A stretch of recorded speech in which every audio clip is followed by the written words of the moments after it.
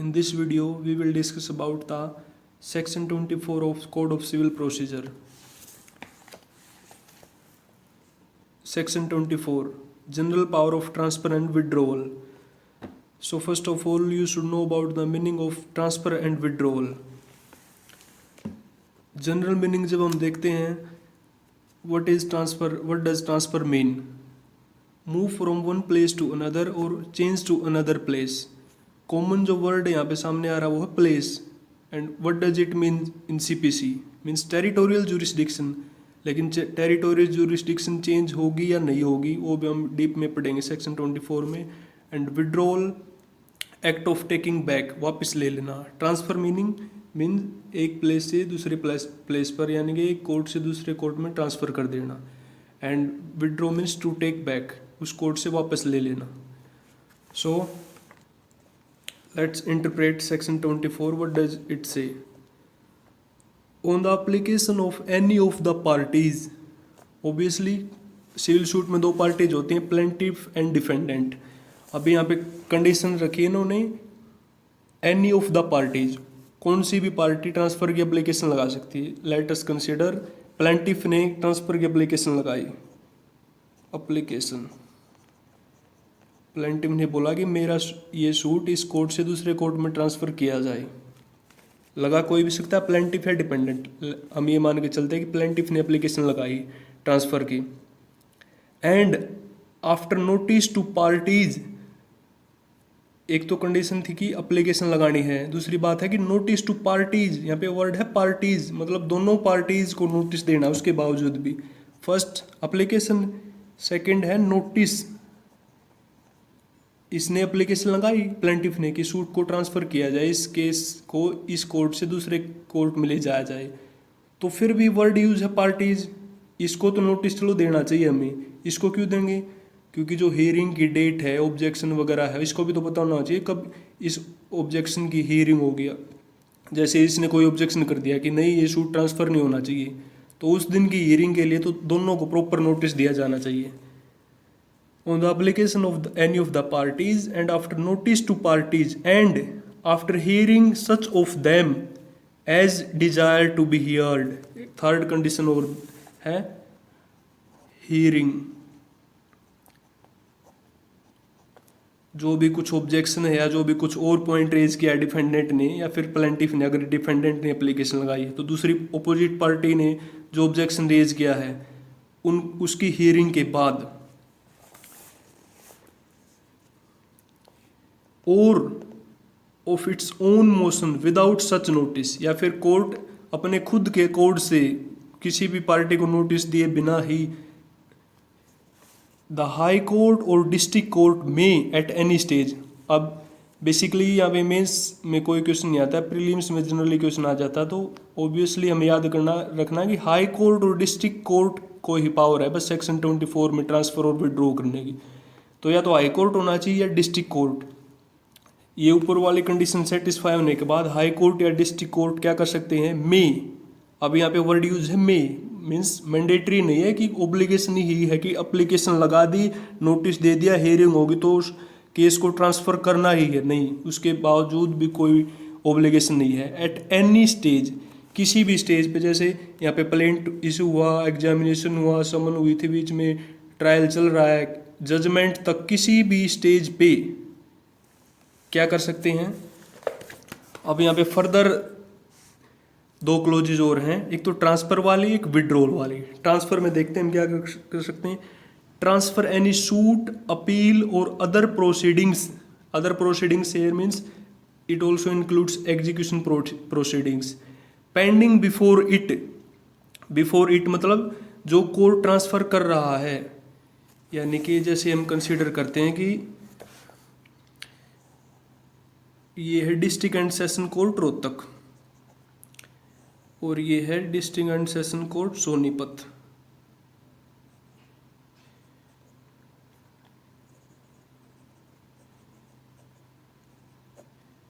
सोनीपत ये है रोहतक. तो अभी जो केस पेंडिंग है वो है रोहतक कोर्ट में. तो ट्रायल चल रहा है अभी फिलहाल यहाँ पे ट्रायल.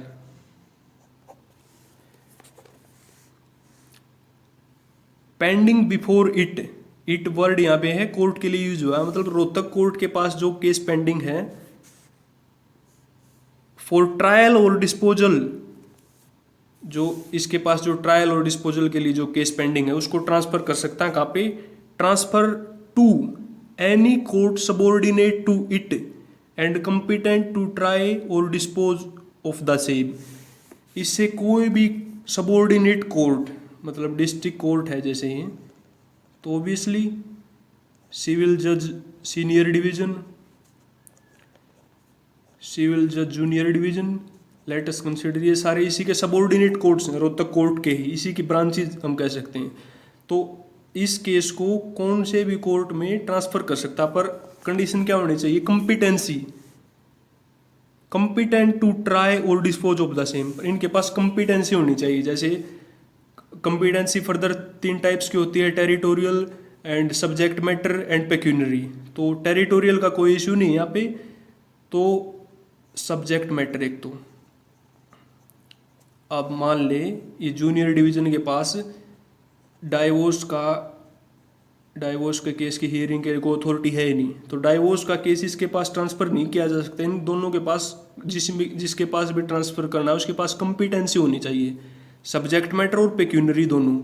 सूट की वैल्यू है 2 लाख रुपए और इसकी पेक्यूनरी जुरिस्डिक्शन है 1.5 लाख रुपए, तो भी ट्रांसफर नहीं होगा। मतलब कंपिटेंट होने चाहिए दोनों कोर्ट। कंपिटेंट में यहाँ पे बस ये टेरिटोरियल जुरिस्डिक्शन को एक्सक्लूड करेंगे हम, और बाकी दोनों सब्जेक्ट मैटर और पेक्यूनरी दोनों इंक्लूड होंगे। और विड्रो ट्रांसफर के केस में हमने देखा कि यहाँ से रोहतक वाला कोर्ट है, इसकी किसी भी सबॉर्डिनेट कोर्ट को ट्राई कर सकता। अब एक एग्जांपल और लेते हैं हम, ये है रोहतक कोर्ट और ये है सोनीपत कोर्ट। अब मान ले केस यहाँ से यहाँ पे ट्रांसफर करना है, तो क्या प्रोसीजर होगा, इस क्लोज में हमने सारा पढ़ लिया। तो प्रोसीजर ये होगा कि हमने लास्ट में पिछले पेज में पढ़ा था कि हाई कोर्ट और डिस्ट्रिक्ट कोर्ट, हमने जो फर्स्ट वाला एग्जांपल लिया था ये था डिस्ट्रिक्ट कोर्ट का। लेटेस्ट केस है high court, Punjab and Haryana high court Chandigarh. तो ऑब्वियसली उसके तो सबऑर्डिनेट कोर्ट्स है ना दोनों, रोहतक भी और सोनीपत भी। तो फिर हाई कोर्ट रोहतक से सोनीपत ट्रांसफर कर सकता है केस को। इस केस में किसी भी सबऑर्डिनेट कोर्स में कर सकता है, क्योंकि दोनों उसके सबऑर्डिनेट कोर्ट हो गए वो दो। अब है विड्रो। विड्रो मतलब वापस ले लेना उस केस को, to take back, act of taking back. Withdraw any suit, appeal और other proceedings pending in any court subordinate to it and, जो उसके पास ट्रायल के लिए पेंडिंग है, सूट है या कोई अपील है, कोई अदर प्रोसीडिंग्स है, उसको विड्रॉ कर सकते हैं जो उस कोर्ट के सबऑर्डिनेट है। ऑब्वियसली जैसे हाई कोर्ट के सबऑर्डिनेट है रोहतक और सोनीपत, तो ये हाई कोर्ट रोहतक से कोई भी केस रोहतक में पेंडिंग है तो उसको यहाँ से विड्रॉ कर सकता। अभी ट्रांसफर में तो क्या कहता है, यहाँ से उठा के रख दिया यहाँ पे। अब विड्रॉ का मीनिंग होता है बस वापस ले लेना। अब वापस लेके कुछ तो करना होगा, तो फर्दर कंडीशन है, देखते हैं क्या होता है। 3 क्लोजेस दिए गए, ट्राई और dispose of the same. High court ने रोहतक से कोई केस उठाया और अपने पास ट्रायल के लिए बुला लिया, मतलब खुद ट्रायल शुरू करेगा, खुद डिसाइड करेगा उस केस को। दूसरा पॉइंट है transfer the same for trial और disposal to any court subordinate to it and competent to try और dispose of the same. Same वो एक कंडीशन है, रोहतक से उठाया और इसके कौन से भी सबऑर्डिनेट कोर्ट के नीचे रख दिया, जैसे सोनीपत है, पानीपत का है, और भी बहुत सारे कोर्ट हैं इसके नीचे, तो यहाँ से उठा के यहाँ पे रख दिया हाई कोर्ट ने, विड्रॉ यहाँ से किया और यहाँ पे रख दिया। Third, retransfer the same for trial और disposal to the court from which it was withdrawn. यहाँ से विड्रॉ किया था और फिर वापस से इसके पास रीट्रांसफर कर दिया, मतलब इसी को दे दिया कि भाई तेरे पास ही ट्रायल होगा तो ही डिसाइड करे इसको, इसी कोर्ट को वापस दे दिया। When any suit or other proceedings has been transferred or withdrawn under subsection 1, subsection 1 में जो हमने conditions पढ़ी उसमें मेनली 2 चीज़ों का जिक्र है, एक तो ट्रांसफ़र किया, एक विड्रॉ किया। अब जैसे कोई भी सूट ट्रांसफ़र कर दिया, विड्रॉ कर दिया सबसेक्शन के under, the court which is thereafter to try और dispose of such suit is thereafter to try, मतलब जो बाद में जो ट्राई करेगा उस सूट को ऑफ सच सूट और प्रोसीडिंग्स में। जैसे अब रोहतक हाई कोर्ट ने यहाँ से उठाया था और इसको दिया था, ट्रांसफर किया था। अब जो बाद में जो ट्राई करेगा देयर आफ्टर सच कोर्ट, तो सोनीपत कोर्ट क्या कर सकता है, मे, सोनीपत कोर्ट के पास क्या पावर होंगे अब, subject to any special directions in the case of an order of transfer. जो जैसे अब इस कोर्ट ने यहाँ से उठा के यहाँ रखा था हाई कोर्ट ने, तो हाई कोर्ट ने इसको जो डायरेक्शन दी है उनको उनके तो अधीन रहना ही इसने, मतलब कोई डायरेक्शन दे दे भाई ये काम नहीं करना है, फिर ट्रायल इतने दिन में या इतने इतने इशू हैं, ये कुछ है, तो उनको तो उनके तो उस ओब्लिगेशन के अंडर रहना ही है। और फिर क्या हो सकता है, either retry it or proceed from the point at which it was transferred or withdrawn। अब जैसे यहाँ पे जो ट्रायल शूट था वो लेट अस कंसीडर 25% डिसाइड हुआ था, अभी बेसिकली मान लेते हैं कि 25% डिसाइड हुआ था, तो हाई कोर्ट ने यहाँ से उठा के यहाँ रख दिया, तो सोनीपत कोर्ट को डायरेक्शन देगा कि भाई जो भी कुछ इसने डायरेक्शन दी है उसके अंडर में रहते हुए सोनीपत कोर्ट क्या कर सकता है कि या तो 25% है या तो इसको यहीं से स्टार्ट करे, मतलब जितने उसने इशू डिसाइड किए हैं उन इशू को छोड़ के बाकी जो इशू डिसाइड करने रहते हैं वहीं से स्टार्ट कर दे, या फिर बिल्कुल जीरो से स्टार्टिंग पॉइंट से सारे एविडेंस दोबारा लेगा, सब कुछ दोबारा लेगा, बिल्कुल स्टार्टिंग से शुरू करेगा।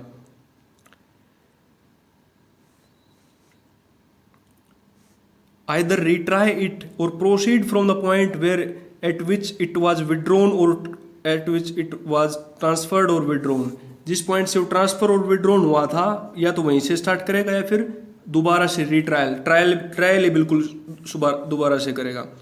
सब close 3 subsection 3 for the purposes of this section court of additional and assistant जजेज shall be deemed to be subordinate to district court. अब यहाँ पे 2 कोर्ट्स का जिक्र है, तो एडिशनल और असिस्टेंट जजेज। ओबियसली जैसे रोहतक कोर्ट है तो यहाँ पे डिस्ट्रिक्ट एंड सेशन कोर्ट जो है सबसे ऊपर होता है सेशन जज, इसके पास सिविल क्रिमिनल जो भी कुछ होता है रोहतक कोर्ट की सबसे ऊपर वाली अथॉरिटी इसके पास होती है, सारे चार्ज होते हैं इसके पास डिसाइड करने के लिए। लेकिन क्या होता है कि केसेस ज़्यादा हैं और ट्रायल में टाइम लग जाता, तो क्या एडिशनल चार्ज अपॉइंट कर देते हैं, मतलब एडिशनल सेशन जज।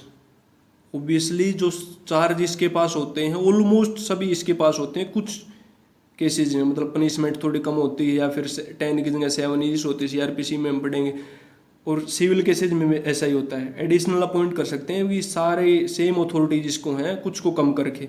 और एक फिर होता है असिस्टेंट सेशन जज, इसको भी मतलब थोड़ी पावर घटा देते हैं।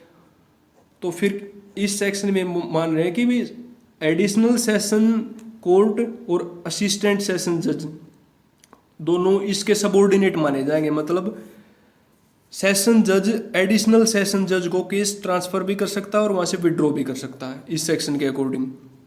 Next proceedings includes proceeding for the execution of A decree और ऑर्डर। अभी हमने ऊपर पढ़ा था ना कि other proceeding, execution proceedings, case decide हो चुका, जजमेंट आ चुकी, उसके बाद एग्जीक्यूशन प्रोसीडिंग्स के कोर्ट में पेंडिंग है, उसको भी ट्रांसफर किया जा सकता है।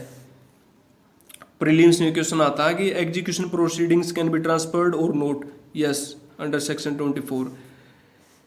Sub section 4 the court trying any suit transfer और withdrawn under this section from a courts of small causes shall. जो कोर्ट सूट ट्राई कर रहा है अगर वो स्मॉल कोर्ट कोजेज से ट्रांसफर्ड है तो for the purpose of such suits be deemed to be courts of small causes. इसके लिए हम एग्जांपल लेते हैं, ये है स्मॉल कोज कोर्ट, इसका कुछ अलग प्रोटोकॉल होता है, हम आगे पढ़ेंगे। अब जैसे यहाँ से सूट ट्रांसफर किया और यहाँ पे आ गया रोहतक कोर्ट में, रोहतक कोर्ट ने कर दिया डिसाइड, तो ऑब्वियसली तो रोहतक कोर्ट ने डिसाइड किया तो हम ये मानेंगे कि रोहतक कोर्ट ही सब स्मॉल कोज कोर्ट था, मतलब इसको ये डीम करेंगे बाय फिक्शन ऑफ लॉ, मान के चलेंगे कि भाई ये स्मॉल कोज कोर्ट था। A suit or proceedings may be transferred under this section from a court which has no jurisdiction to try it. ये भी मोस्ट इंपॉर्टेंट पॉइंट है प्रीलिम्स के भी आपसे, जिसके पास जुरिस्डिक्शन ही ना हो। अब जैसे सेम एग्जांपल ले लेते हैं हम, जैसे रोहतक, ये है सिविल जज जूनियर डिवीजन, इसकी पेक्यूनरी जुरिस्डिक्शन है 1.5 लाख, मान के चलते हैं 1,50,000, और इसमें प्लेंट इंस्टीट्यूट कर दिया 2 लाख का, और इसने ट्रायल शुरू पे कर दिया। लेकिन इसको बाद में पता चला कि भी जो सूट की वैल्यू है वो मेरी पेक्यूनरी जुरिस्डिक्शन से ज़्यादा होगी, तो फिर इस केस में भी ये सिविल जज जूनियर डिवीजन कंपिटेंट अथॉरिटी को सूट ट्रांसफर कर सकता है। अब जो बेसिक पॉइंट है जिनमें अगेंस्ट बार बार कन्फ्यूजन रहता है वो है, एक तो ये है सेक्शन 24 बात करता है बस high court and district court की, सुप्रीम कोर्ट के लिए है section 25। And most confusing point in the section 24 is that on application with notice suo motu without notice. मान लीजिए अगर पार्टीज ने एप्लीकेशन दी है,